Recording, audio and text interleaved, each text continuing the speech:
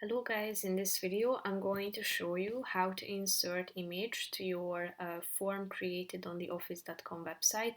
But first I just want to mention, don't forget to subscribe to my channel because at 10,000 subscribers I am going to show you my whole YouTube revenue statistics and growth strategy, how to make money online. Now let's jump into it. First of all, open the website and start creating your form. After that you should tap on this image button next to this either the question or the option bar, depending on to which one you would like to insert an image. Tap on the insert image button on the right side, and here you can search from three options or select from three options, either searching for an image in this Bing search bar.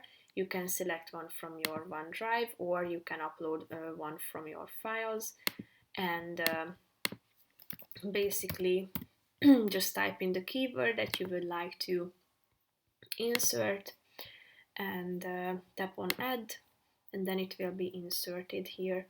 So that's pretty much it for this video guys. See you in the next one. Bye bye.